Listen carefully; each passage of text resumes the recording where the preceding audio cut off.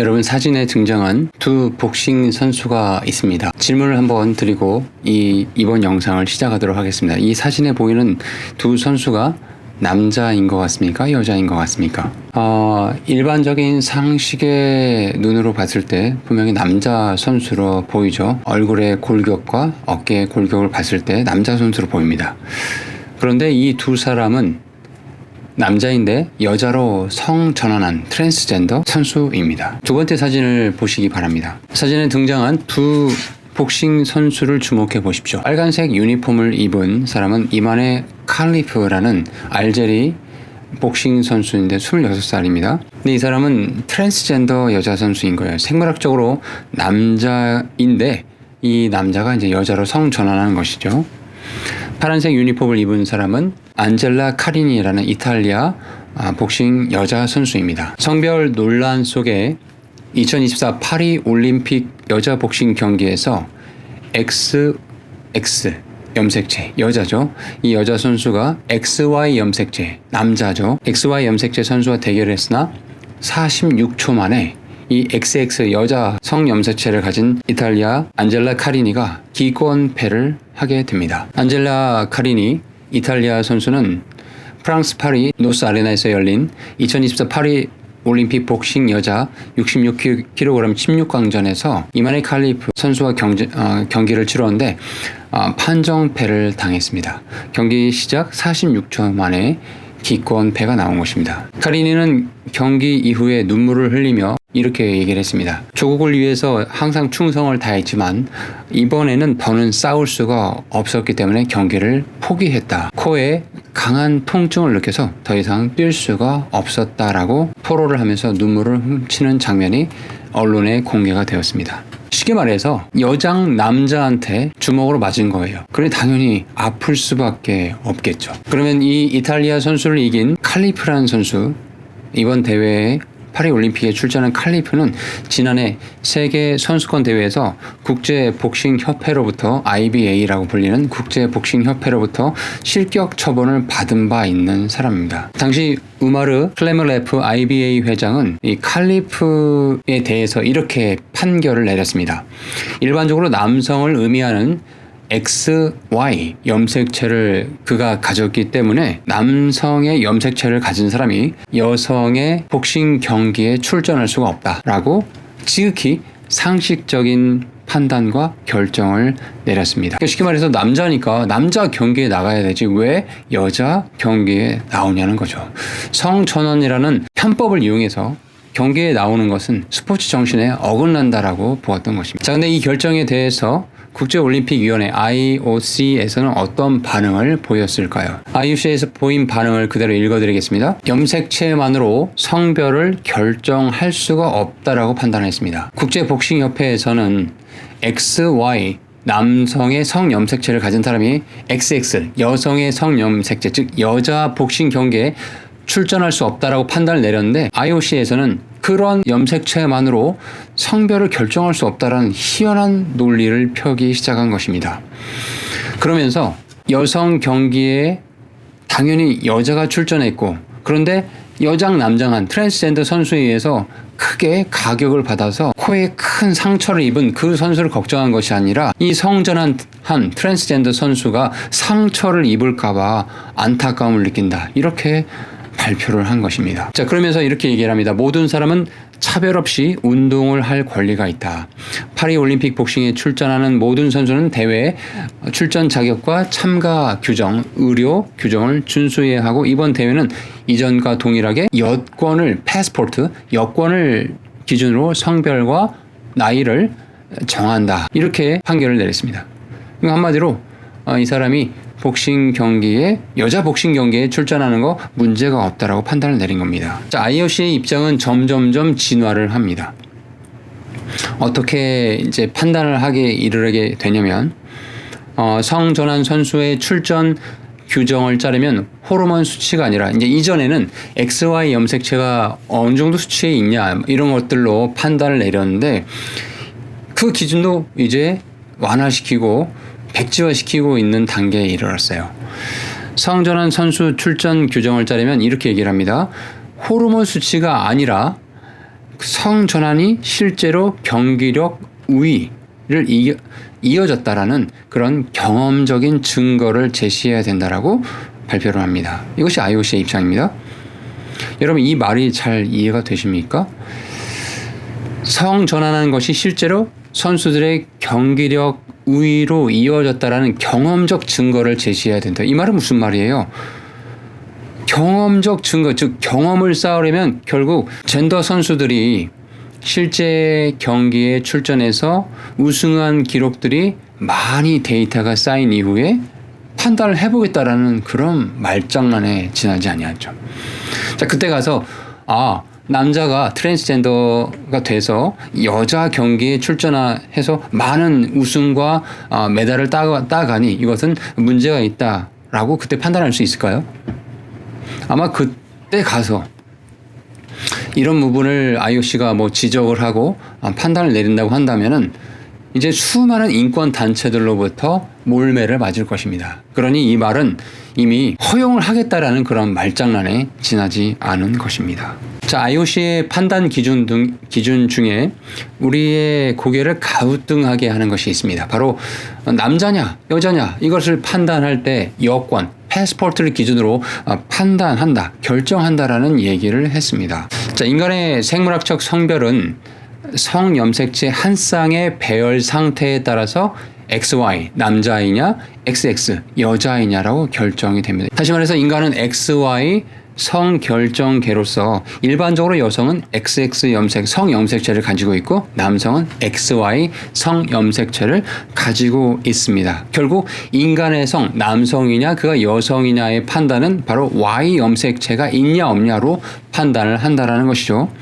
그래서 국제복싱협회 IBA에서도 이 사람이 남자 경기에 출전할 수 있느냐 여자 경기에 출전할 수 있냐를 결정할 때 XY 성염색체를 가졌느냐 가지지 않았느냐를 가지고 판단을 했다라는 것이죠. 그래서 그 기준에 따라서 이번에 이겼던 알제리 칼리프 선수는 XY 성염색체를 가졌기 때문에 여자 복싱 경기에 참여할 수 없다라고 판단을 내렸던 것입니다. 그런데 IOC에서는 이 사람들이 여자 올림픽 복싱 경기에 충분히 출전할 수 있는 모든 규정을 준수했다라고 이렇게 이야기를 합니다. 그러면서 구체적인 기준은 사실 공개하지 않고 있는 상황입니다. IOC의 이런 판단에 대해서 전 세계 사람들은 다양한 반응들을 보였습니다. 먼저 이탈리아 정부 지금 기권패를 당한 이탈리아 정부가 나서서 크게 반발을 하고 있는 상황입니다.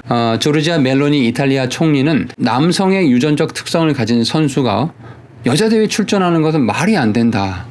누군가를 이렇게 차별하고 싶어서 이런 얘기를 하는 것이 아니라 여자 선수가 공정하게 경기를 할 수 있는 권리를 보호하는 것이 스포츠가 아니냐 이런 이야기를 하였습니다. 이 경기에 대해서 해리포터 시리즈의 작가인 조앤 롤링도 다음과 같이 SNS에 글을 게재를 했습니다. 이런 미친 짓을 끝내기 위해 무엇이 필요할까라고 하면서 여성 복서가 부상을 당하거나 아니면 누구 하나 죽어야 끝낼 것입니까? 라고 강하게 항의의 댓글을 달아놓았습니다. 이 경기를 가지고 테슬라의 일론 머스크도 짧게 하지만 강렬하게 메시지를 남겼어요. 뭐라고 했냐? This is crazy. 이건 미친 짓이다 라고 댓글을 남겼습니다. 여러분 IOC에서 그 남자냐 여자냐 이걸 판단을 할 때 여권을 기준으로 판단한다고 했어요. 근데 여러분 이 패스포트에 성별을 표현할 때 지금은 남자 M, 여자 F라고 이제 표현을 하죠. 그런데 최근에 들어서 성별에 X가 등장한 거 알고 계십니까? 2022년 독일 연방의회는 자기결정법이라는 그 제정안을 가결시켰어요. 이것은 성별을 자기가 결정하게 한다는 거예요. 그래서 기존의 남자 여자의 성별 이분법적인 성별이 아니라 남자냐 여자냐 또 다양하다 또는 기재하지 않을 수도 있다 이런 것들을 택해서 등기소에 신고를 하면 그거를 인정해주는 그런 법을 통과시켰습니다. 그리고 만 14세에서 18세의 청소년들도 부모나 보호자의 동의를 받아서 본인이 신고할 수 있다라고 그렇게 법이 제정된 상태입니다. 스웨덴에서는 법적 성별 변경 가능 연령을 기존 18세에서 16세로 더 낮췄어요. 그리고 이제 최근 들어서는 성별 위화감 진단서가 없이도 성별을 바꿀 수 있게끔 법을 제정을 해줬습니다. 휴먼 라이프 워치에 따르면 아르헨티나,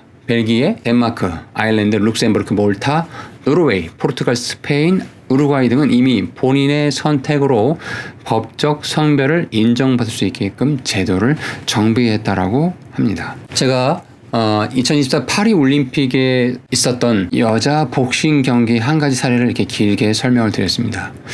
자, 이 영상의 목적은 바로 그러한 트랜스젠더에 대해서 크리스천들은 어떠한 입장을 가져야 되는 것인가를 이 영상 후반부에 좀 말씀드리려고 하는 것입니다.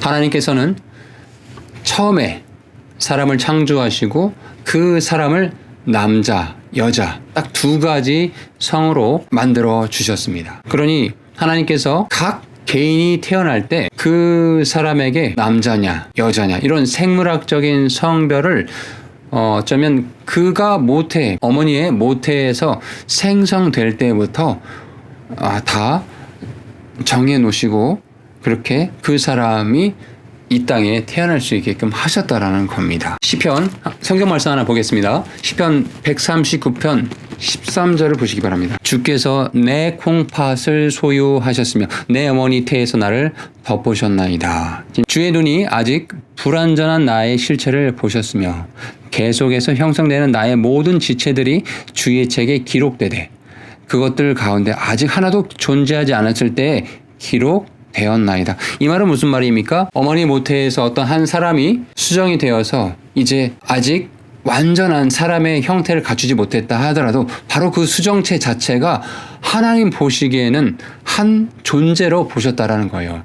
그리고 그 수정체가 이제 어머니 뱃속에서 시간이 지나면서 눈, 코, 입이 생기고 그가 이제 남자인지 여자인지 성별도 변화가 형성이 될 텐데 주님은 이미 그가 남자로 태어날지 여자로 태어날지 이미 다 알고 계셨다라는 것이죠.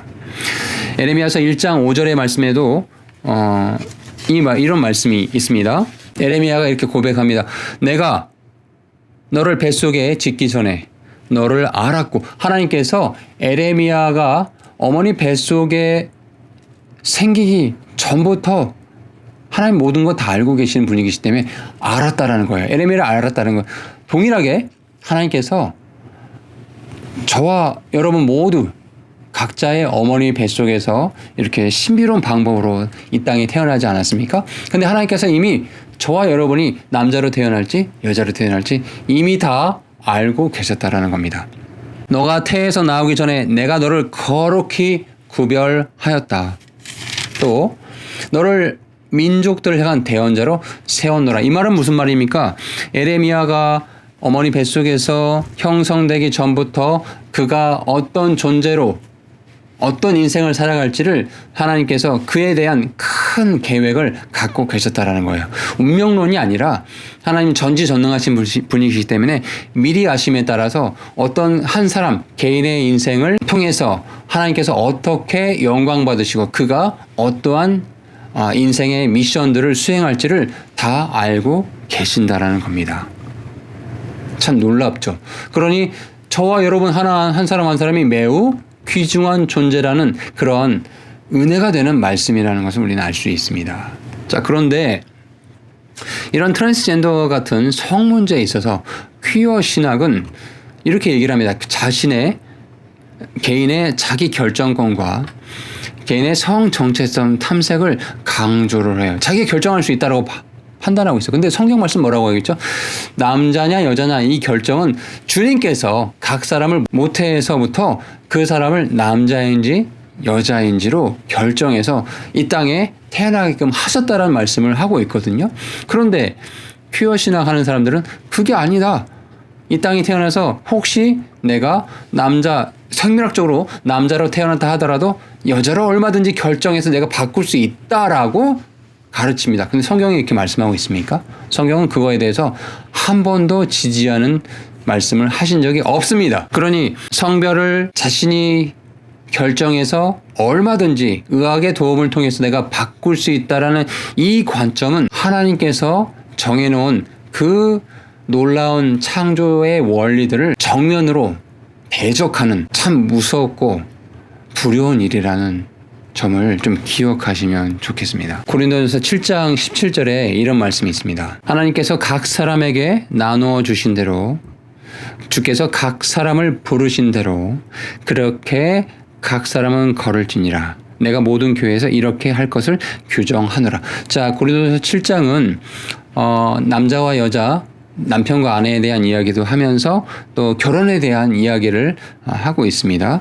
또 그 뒤에 가보면 처녀나 과부에 대한 이야기도 하고 있습니다. 즉, 이 땅에 태어난 사람은 남자 아니면 여자이죠. 이것은 내가 결정할 수 있는 것이 아니라 하나님께서 창조의 원리로 정해놓은 어떤 법칙입니다. 주님께서는 그 사람이 결혼을 할 수도 있고 안 할 수도 있고 또 처녀로 살 수도 있고 과부로 지낼 수도 있지만 중요하게 말씀하시는 건 뭐냐. 고린도전서 7장 17절에 하나님께서 각 사람에게 나누어 주신 대로 주께서 각 사람을 부르신 대로 그렇게 각 사람은 걸을지니라. 주께서 각 사람을 부르신 대로 각 사람을 모태에서부터 남자로 어떤 사람은 여자로 불러주셨다라는 거예요. 그리고 그렇게 각 사람은 주님 안에서 걸어야 된다라는 것을 말씀하고 있습니다. 나에게 부여된 성별 참 소중하거든요. 어떤 분은 남자로 어떤 분은 여자로 이 땅에 태어나서 한평생을 살아갑니다. 나에게 주신 것은 가장 선하고 복된 것입니다. 하나님께서 저와 여러분에게 예비하시고 공급하시는 것들은 늘 선하고 복된 것이라는 사실을 기억하셔야 됩니다. 우리에게 주신 이 성도 그런 차원에서 함께 기억하시면 좋겠어요. 하나님께서 나에게 가장 좋은 것을 주고 계시고 우리에게 주어진 성별 또한 그런 차원에서 하나님께서 주신 것이기 때문에 그분의 뜻과 인도하심을 인정하고 존중하는 차원에서 나 자신을 소중하게 여기는 자세, 바로 이것이 크리스찬의 자세라고 생각을 합니다. 파리올림픽을 보시면서 또 그 밖에 이 세상에서 진행이 되고 있는 이런 젠더의 이슈들을 잘 보시면서 사람의 논리, 철학적인 논리에 치우치지 마시고 성경은 뭐라 말씀하시는가 집중해서 또 그것을 기준으로 삼아서 우리의 판단들을, 우리의 생각들을 맑게 정리하시면 좋겠습니다. 또 다음 시간에 뵙겠습니다. 샬롬.